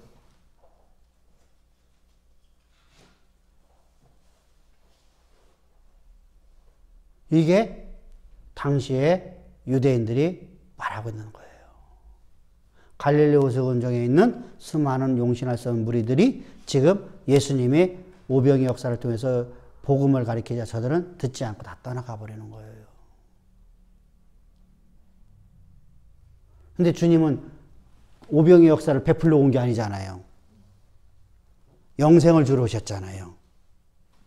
다시 말하면 하나님이 함께해서 하나님이 나를 통해서 하나님의 일을 역사 가운데 이루는 삶을 살아가는 자, 지으신 그대로 회복되어지는 인생으로 만드시려고 오셨단 말입니다. 이게 영생이잖아요. 죄사함이 영생이 아니에요. 죄사함만 받고 여러분 말아버리면 구원파예요. 죄사함 받은 걸로 내가 행복하고 거기다 끝나버리면요, 삶을 살지 못하면 행함없는 믿음이에요. 죽은 믿음이네, 그죠? 이게 구원파예요. 똑같아요. 그건 100%예요, 100%. 그러니까 우리는 죄사함을 받은 것은 우리 행복한 게 아니라 내가 하나님의 일하는 자로 내가 택함 받은 것이라는 기뻐야 돼. 그죠? 그 안에 예수님이 십자가가 들어있는 거예요. 순환사가 있는 거예요. 그래서 예수님이 행하신 일은 진정으로다가 가장 큰 표적은 난 요나의 표적밖에 없다고 말씀하시는 거예요.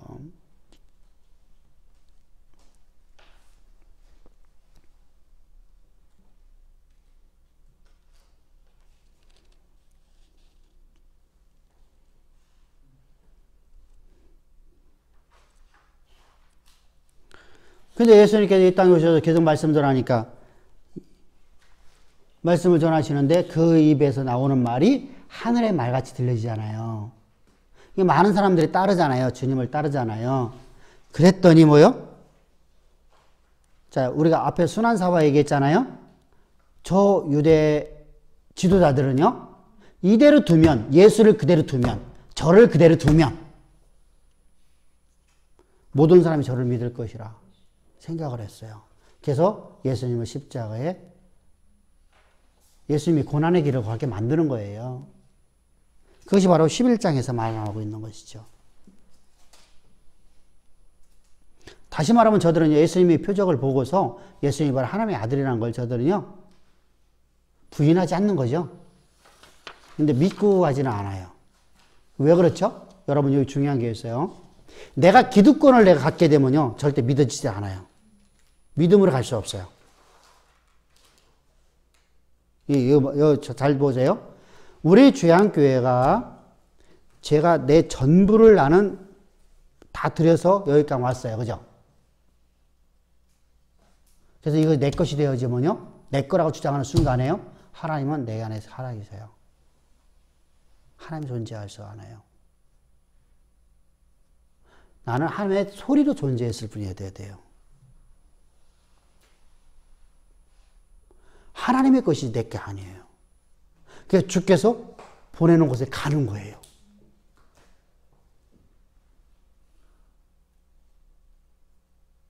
내 것이라고 하면요. 그래서 여러분들 보세요. 내 거라고 주장하는 사람 치고서요. 교회들마다 왜 싸움나요? 퇴임할 때? 퇴임할 때 왜 싸움나? 응? 퇴임할 때 싸움나는 이유가 뭐지?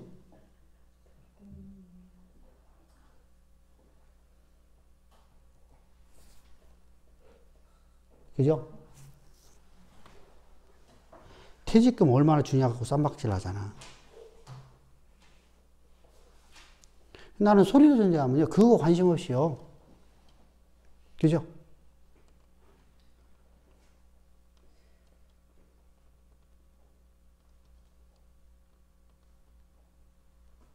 뭐 교양 편성 받는 거지 뭐. 그잖아. 사실 퇴직금이라는 개념이 뭐 그잖아요. 그죠? 아유, 이제까지 형도들이 가르쳤잖아. 주가 먹이신다고. 근데 왜 나는 그걸 못할까? 왜 나는 그걸 못할까? 주가 먹이신다고 나는 왜 못할까?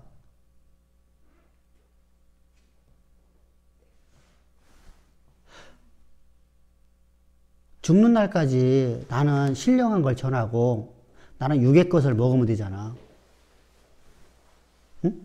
자요, 바울은 이렇게 말하고 있어요. 우리가 너희에게 신령한 걸 전했어요. 우리가 육의 것을 받는 것이 마땅하도다. 어디서 그랬죠? 사실은 고린도서 9장에서 말하고 있어요. 그런데 이걸 왜 그때 안 건들고 왔냐면 16장에 들어오면 헌금 부분이 이제 강조가 많이 되거든요. 그래서 여기 와서 건들려고. 이 9장 말씀이거든요. 내가 신령한 걸 너희에게 심었다는 거예요. 신령한 게 뭐예요? 내가 너희에게 각종 은사를 남겨줬다는 거예요. 이 각종 은사가 뭐예요? 복음이에요. 복음. 그래서 로마서 1장에 내가 너희에게 속히 가서 뭐 하고 싶다고? 내가 하나님의 은사를 너희에게 나눠주고 싶다. 뭐예요? 내가 신령한 걸 너에게 주었다는 거예요.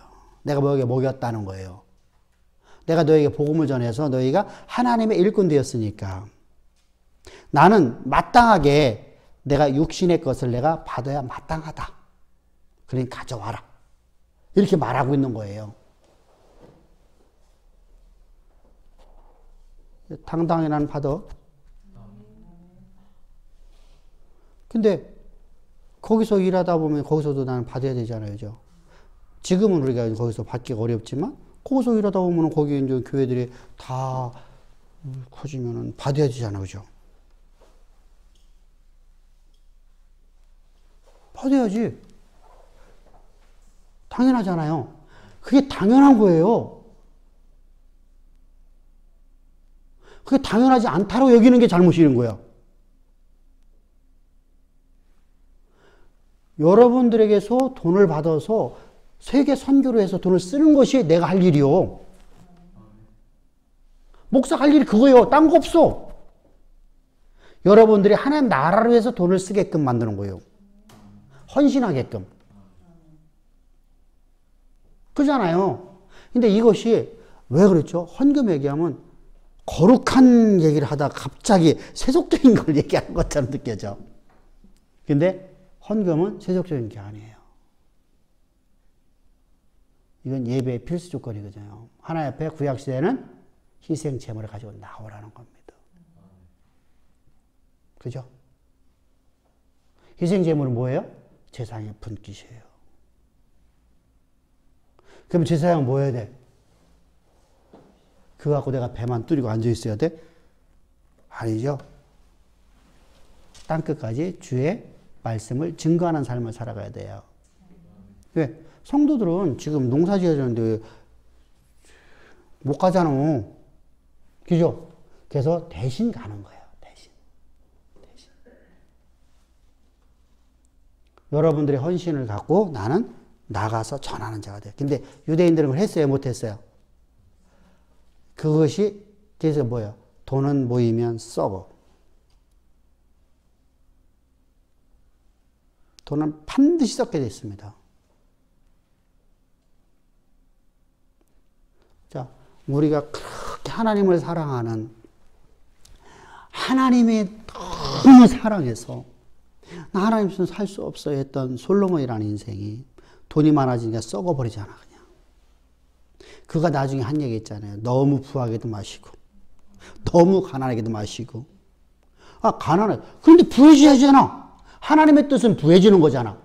부해지는 것을 부를 계속 달라고 육의 것을 달라고 해서 그거 갖고 쓰는 것이 목회자예요. 내가 먼저 번에 우리 이원 목사님이 그런 얘기를 하더라고. 자기가 카드 결제를 딱 보면 다 카드 내역서 나오잖아. 사모님이 그러더래요.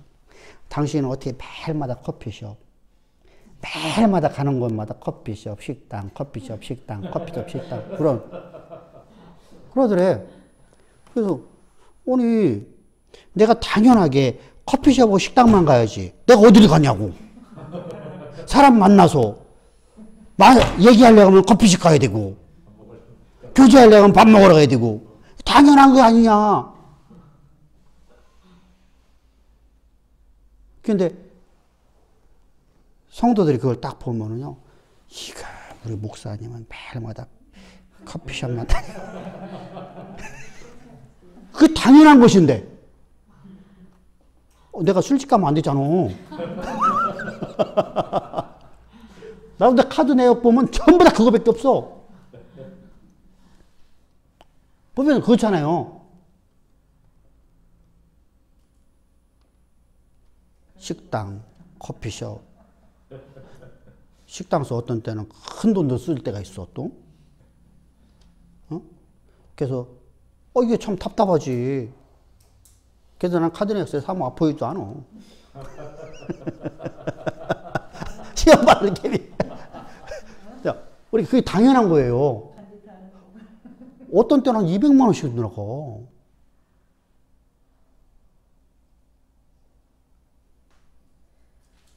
그렇게 나간단 말이죠. 그러면 이게 뭐야 이게 엄청난 거예요? 아이 귀잖아. 근데 그래 나갈 수밖에 없어. 교회가 좀 더 성장이 되면요, 이게 한 달에 이거 커피숍 가는 돈만 해도 몇백만 원씩 돼요. 왜? 전부 다 가는 데가 거기잖아. 지금 이 시대 속에서 갈 데가 어디 있냐고. 만날 장소 어디 있냐고. 공원서 만나? 그잖아. 이 시대가 그렇게 어쩔 수가 없는 시대야. 그러니까 커피숍, 식당, 커피숍 가서 배고프면 밥 먹으러 가야지. 이 무슨 말인지 알겠죠? 모이면 모여야 돼. 목사님들 같이 모여갖고 뭐 이렇게 말씀드리면 그들에게 내가 받아먹게 마냐? 또 사야지. 나 한 번도 목사님 앞에서 내가 뭐 많은 걸 안다 이런 거 내색을 안 해. 그냥 가르쳐주면 가르쳐주고 그냥 그러다 끝나고 그냥 똑같이 내가 사. 이게 받아먹는 거요. 그 더러워서 못 먹겠어. 왜 그러냐면 이게 내가 우쭐해서 먹는 것처럼 느껴지니까 내가. 차라리 사는 게 편해. 그러면 내가 대접하고 내가 가르치고 대접하고 가르치고 하는 거잖아. 이게 사람 팔짝 뛰는 거지. 그래도 이렇게 저렇게 하든 간에 한 사람에도 좀 들으라고. 한 사람에도 좀 들으라고. 내가 겸손해야 되고 내가 먼저 낮아져야지. 내가 여러분들 앞에서 계속 대접을 받으면서 내가 살면은요, 내가 우쭐해져요. 진짜 우쭐해져. 나는 섬기는 삶을 살아야 돼. 아멘? 목사는 그렇게 돼야 돼, 항상요. 섬기는 자가 돼야 돼요. 그래서 나를 본받으라고 말하는 거예요. 나는 내가 삶을 잘 산다는 게 아니야. 내가 주의 복음을 위해서 섬기는 일은 잘해. 섬기는 것을. 그러면 섬기려고 하니까 목사는 육의 것이 있어야 되잖아. 육의 것을 누구부터 받아야 돼? 성도들 받아. 그럼 성도들이 복 받잖아. 결국은 목회자가 돈을 쓰면은 육의 것을 쓰면은 성도들이 복을 받게 돼 있어. 이게 하나님 나라 법칙이야. 근데 내가 안 써. 내가 막 모아들려고만 하고 있어. 그럼 어떻게 되겠어? 성도들이 복을 못 받아요. 말씀이 안 이루어져요. 말씀이 안 이루어져요. 왜? 내가 돈의 만몬신의 신이, 내게 신이 하나님이 아니라 이제 뭐가 됐어요? 돈이 신이 되어버렸어요. 그러면 바리새파가 되는 거고요. 솔로몬이 되는 거예요. 그러니 타락이 와버려요. 돈은 썩는다고 했잖아요. 그죠? 돈은 썩어요. 사람을 부패시킨단 말이죠. 돈 자체가 잘못된 게 아니라 사람의 마음이 썩어버려요. 그래서 항상 알맞게 있어야 돼. 알맞게. 자, 우리가 하나님이 이제 저자연대입니다. 이것이 바로 이제 저자연대는 언제냐? 이건 수많은 학설 얘기하는 겁니다. 2세기에 리옹의 감독했던 이레니우스가 이제 폴리갑의 제자거든요. 폴리갑을 통해서 이제 그가 들은 내용을 쓴 거예요. 그럼 요한이 썼다. 사도 요한복음 썼다. 이렇게 말하고 있고요. 그러니까 그가 말하는 것은 약 90년대를 얘기하고 있어요. 그래서 우리가 90년대로 말하는 겁니다. 1세기 말에 썼다. 이렇게 돼 있으니까. 그러면은 아까 얘기했듯이 제자의 제자니까, 제자의 제자가 얘기하니까 우리가 더 신빙성이 있잖아요. 그죠? 왜? 딴 데서는 이 요한복음이 언제 어떻게 썼는지 아무것도 기록이 없으니까요. 그래서 많은 사람들이 막 이렇게 저렇게 학설이 있는데 이레니우스의 그 기록을 보면은 90년대 말에 90년경에 썼다. 이렇게 이제 주장할 수가 있게 됩니다.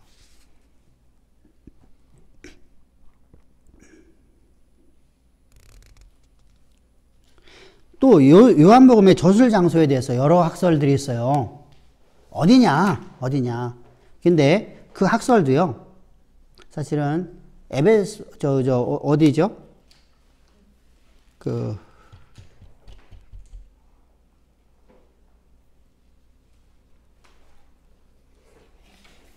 어디서 썼더라?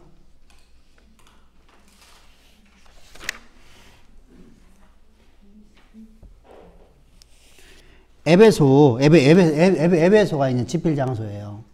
에베소를 향해서 이게 썼다. 이제 우리가 이렇게 말할 수 있어요. 그래서 우리가 마지막으로 보면 요한복음은 에베소에서 기술하였다고 교회 전성과 요한 신학과 바울 신학의 공통점들을 생각하면 에베소가 집필 장소로도 가능성이 가장 많다.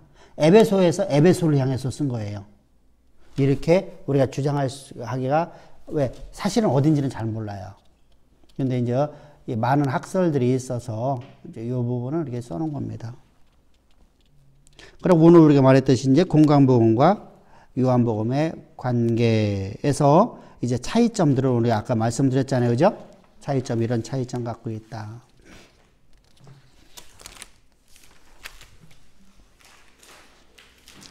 그리고 이제 종교사적 배경으로 넘어가야 됩니다.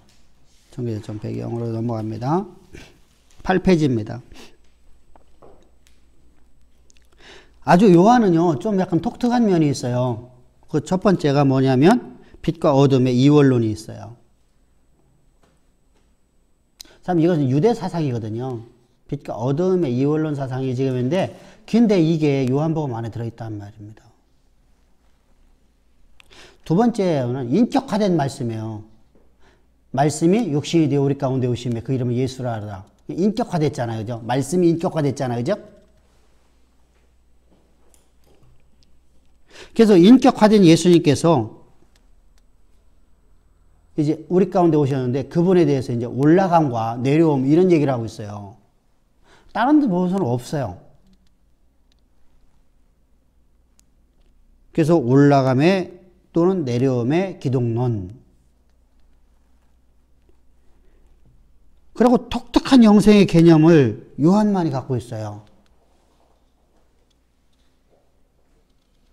우리가 영생이라고 하면 우리가 사복음서에서는 다른 복음 얘기하는 거죠. 다른 복음서는 제사함 받는 것이 영생이에요. 그죠?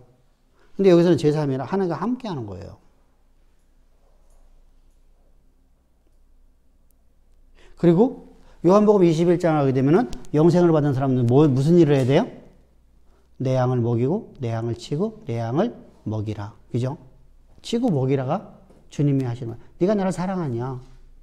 네가 나를 사랑한다고 하면 내 양을 먹여라. 내 양을 쳐라. 내 양을 쳐라. 이렇게 말씀하시잖아요. 그죠? 그러니까 이러한 독특성을 갖고 있어요. 그러면은 지금 과연 빛과 어두움의 이원론을 말하려고 하는 것이냐? 아니라는 것이죠.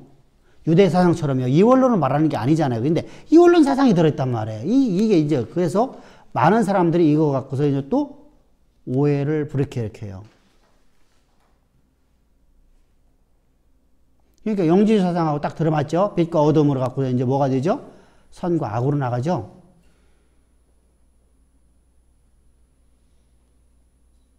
그래서 하나님은 선하시고 인간의 육체는 악한데 어떻게 선한 하나님은 하나님께서 인간의 육체를 고을 수 있겠느냐라는 곳으로 가면 이제 그것이 영지주의 사상이 되어버리고요. 근간이거든요. 영지주의의 근간. 그리고 이제 두 번째 이제 우리가 여기서 또 중요한 것이 뭐냐면 로고스 개념이에요. 로고스 개념. 로고스는 인격적으로 써버렸죠. 그죠? 말씀이 육신이 되었다. 그 이름이 예수라. 인격을 얘기하고 있잖아요. 인격적 로고스예요. 근데 인격하다는 개념뿐만 아니라 창조의 관여자라는 거예요. 누가요? 예수님께서. 자, 다른 서신서에서는요. 자, 다른 서 예수님이 창조주라는 것이요. 바울 외에는 없거든요. 히브리서는 있는데 히브리서는 바울이 쓸 가능성이 높아요. 아니, 다른 사람이 그만큼 그 구약에 대한 그 배경을 아는 사람이 없고요. 두 번째로다가 복음에 대해서 그렇게 확정적으로 다 말할 수 있는 사람이요? 없었어요. 디모데도 안 되거든요. 근데 약간 필체는 달라요. 근데 우리가 자요, 갈라디아서하고 로마서하고 필체가 달라요. 그걸 이해를 하면 좋겠어요. 그래서 67년경에 써졌다 하면은 바울의 것이고요. 67년 이후에 70년 사이에 써졌다고 하면 바울의 것이 될 수 없죠. 왜? 바울이 67년에 순교를 당하니까요. 어찌됐건 간에 바울 서신 외에는, 요한과 바울 서신 외에는 나머지는요, 예수님이 창조주라는 걸 표현한 지가 하나도 없어요. 그럼 예수님이 창조주라는 것을 말하고 있는 것이 어디 있어요? 골로새서에 있죠. 요한복음 1장에 말씀하고 있지만 1장 1절에서 태초의 말씀이, 이 말씀이 천지를 창조했고 이 말씀이 육신 가운데 우리가 오심에 그 이름을 예수라 하더라. 그러니까 창조주가 바로 예수님이시요. 인격화된 말씀이시 우리 가운데 오셨는데 그분이 바로 창조주라. 이렇게 표현하고 있는 겁니다. 골로새서를 보면 골로새 1장 16절에서 하늘에 있는 것, 땅에 있는 것 모든 것이 다 누구로 말미암아서? 그로 말미암아 지어졌고, 그죠? 그로 왜 지어졌고. 또 우리가 히브리서 보게 되면 히브리서 1장 2절에서 예수로 말미암아서 세계가 지어졌고, 그죠? 그러니까 이렇게 예수님이 말씀이신 예수님께서, 인격화된 예수께서 창조주라는 신론으로 가는 것은요, 세 군데밖에 없어요. 그러니까 바울과 요한은 그 얘기를 똑같이 하고 있다는 겁니다. 세 번째입니다. 태초의 말씀이 있다. 이 얘기가요, 무슨 말이냐면요, 이런 얘기입니다. 사실 태초라는 말을 사용한 것은요, 바울하고 또 요한밖에 없어요. 태초 이전에, 여기는 태초 이전입니다. 태초 이전. 그래서 엔브레스트라는 단어거든요. 엔브레스트라는 것은 창조 이전에 예수님이 선제성을 얘기하는 겁니다. 근데 그 얘기를 바울도 말하고 있잖아요. 근데 바울은 거기다 한 걸음 더 나가요. 나도 창세전부터 하나님 나를 택정하셨다. 그죠? 그러면은 하나님이 예수님께서 선제하셨고 그 선제하신 이후에 나도 하나님을 택하셨다는 거죠. 그러니까 예수님은 항상 먼저예요. 항상. 예수님과 내가 동시에 오면 내가 신이 돼버리는 거 안 되고요. 예수님이 존재하셨죠. 그분이 나를 택하셨으니까. 그 창조주께서 나를 택하셨다는 겁니다. 언제? 창세 전에. 그러니까 이런 표현법은요, 요한과 바울에는 없어요. 근데 사분수하고는 좀 다르잖아요. 그죠?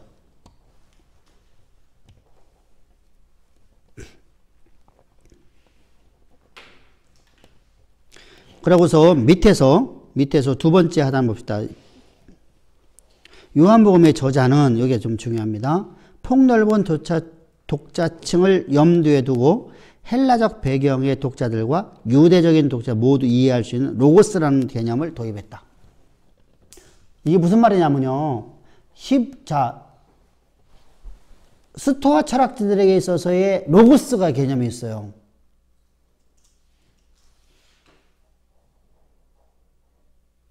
그 로고스는 누가 사용한 거죠? 플라톤이에요.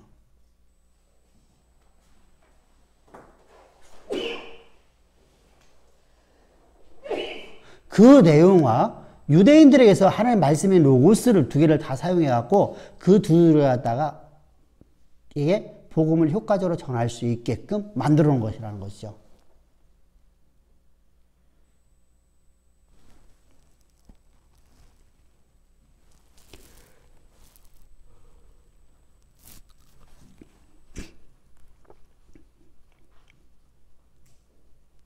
그리고 요한복음은요, 참 요한은요, 구약에 해박한 지식을 갖고 있지, 그죠? 계시록에서 말씀드렸잖아요, 그죠? 계시록에서 너무, 다시 근데 요 자연이요, 바울을 그걸 해석해서 갖고 들어와요. 레마로 갖고 들어온단 말입니다. 응? 하나님 말씀하신 말씀의 의중을 깨닫고 그걸 레마로 갖고 들어와 버려요. 레마로 우리에게 던져줘요. 그래서 바울의 서신은 전부 다 레마로 들어오는데요. 계시록에서는요, 레마로다가 오는 것도 있는데 문자적으로 갖고 들어오는 게 있어요. 로고스로다가. 아까 했죠. 학적으로 갖고 들었단 말이에요. 근데 이것이 알았음에도 이걸 그렇게 갖고 그렇진 않죠. 우리가 그렇지 않아요. 나 같아 예를 들어서 아까 우리가 이제 사화라는 단어 썼잖아요. 그죠? 그럼 내가 그걸 모르면 그냥 사화 하고 말잖아. 그냥 순환사화, 순환사화 이렇게 말잖아요. 근데 알면 가르쳐 주죠. 순환사화라는 게 어떤 의미라는 것인지. 그러니까 가르쳐 주는 것은 뭐가 됐어요? 바르게 알려주는 것은, 진리를 바르게 알려주는 것은 레마.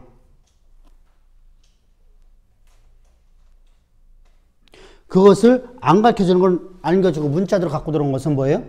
로고스. 그래서 해박한 많은 성경에 대해서 알고는 있는데 좀 바울처럼 이렇게 레마로 다가오지는 못했다는 거. 다시 말하면 하나님 말씀, 하나님의 의중을 온전히 파악하지는 못했다라고 볼 수밖에 없어요. 그래서 이야기가 너무 우리가 신약 시대 때, 우리 지금 이 시대 속에서 그 계시록을 잘못 바라보면은 진짜 문제되는 게 되게 많아요. 그 중에 가장 대표적인 것들이 바로 맨 처음에 시작하면서 계시록에서 계시 전달 방법이죠. 천사가 전해주잖아요. 이것은 봐보세요. 구약적 백에 그냥 갖다 써버린 거잖아요. 그냥 가서 써버렸어요. 또 그대로 가서 써는 거예요. 우리의 기도가 금향단에서 향로로 해서 쟁반으로 올라가는 것이 나오잖아요. 그대로 써버렸거든요. 그러니까 구약적에 또 스가랴서를 그대로 갖다가 그냥 인용해버리잖아, 그냥요. 이걸 해석해서 갖고 오는 게 아니라, 바울 같은 경우에는요, 해석을 해버려요.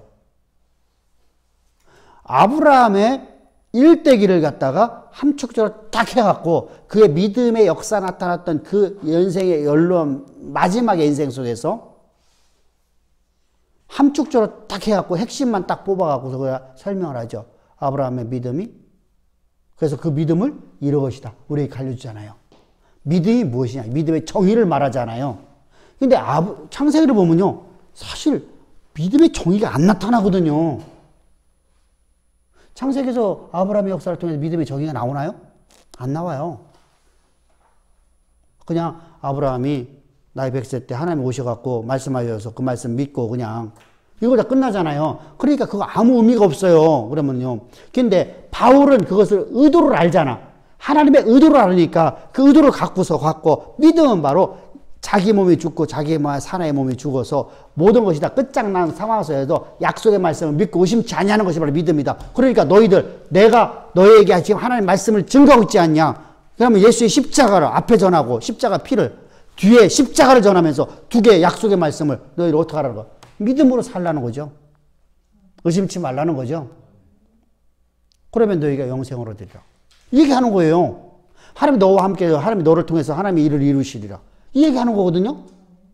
로마서 얼마나 쉬운 건데요, 사실은요. 그렇게 멋지게 써놨어요. 그런데 요한은 그것이 좀 안 돼요. 바울은 사실은요, 구약의 학자죠. 어마어마한 학자입니다, 사실은요. 그렇기 때문에 그는 그렇게 쓸 수 있었던 거고요.